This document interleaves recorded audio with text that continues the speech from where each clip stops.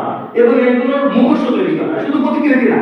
বিশাল বড় দেখবেন যে হাতি নিয়ে, বিশাল বড় ঘোড়া নিয়ে, বানর নিয়ে, হনুমান নিয়ে, এগুলো তারা কি করতেছে, মিছিল করতে করতে যাচ্ছে এবং তাদের উপরে কি আছে, প্ল্যাকার্ড, ব্যানার, বিভিন্ন মূর্তি, ছবি, এগুলো তাদের মাথার উপরে আছে।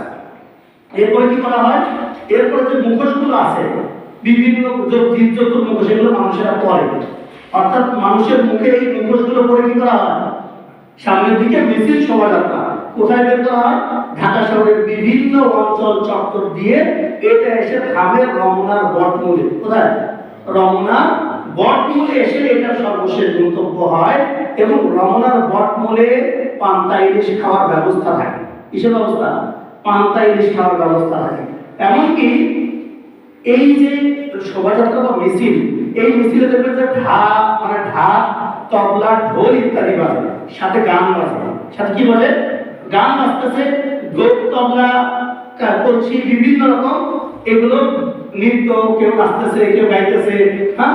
এবং এখানে নারী পুরুষের কোনো ভেদাভেদ নেই, এখানে ছেলে মেয়ের কোনো ভেদাভেদ নেই, ছেলে মেয়ে সবাই একসাথে হাত ধরে হাঁটতেছে, একসাথে সবাই রাস্তায় শোভাযাত্রা মিছিল বের করে চলে যাচ্ছে। তাহলে আমি যে বললাম, এবং এই দিনে শুধু এগুলো না, এই দিনে ছেলে মেয়েরা নিজেদের শরীরে উল্কি অঙ্কন করে, উল্কি আঁকায়, বিভিন্ন প্রাণীর ছবি টবি শরীরে ট্যাটু, যেটাকে আমরা বলি, ট্যাটু অঙ্কন করে, বিভিন্ন রকম আলপনা অঙ্কন করে এবং বিভিন্ন রকম কৃষ্টি কালচার যেগুলো ইসলামের সাথে কোনো সম্পর্ক নাই, এগুলো করা হয়। তো এখন আমার প্রশ্ন হচ্ছে যে পহেলা বৈশাখ, এই পহেলা বৈশাখে যে কাজগুলো দেখলাম আমরা, এগুলোর মধ্যে ইসলামের কোনো কাজকর্ম আছে? এমনকি কোরআন এবং সুন্নাহয় আরবি নববর্ষে পালন করা যায়, এই মর্মে কোরআন এবং সুন্নাহর কোনো বর্ণিত আমল লিপিবদ্ধ আছে যে আজকে আরবি নববর্ষ, এই দিনে আপনারা আনন্দ উল্লাস করবেন, এই দিনে আপনারা খেলাধুলা করবেন, এই দিনে আপনারা বিভিন্ন রকম করবেন, এই মর্মে কোনো বর্ণনা পাওয়া যায় না।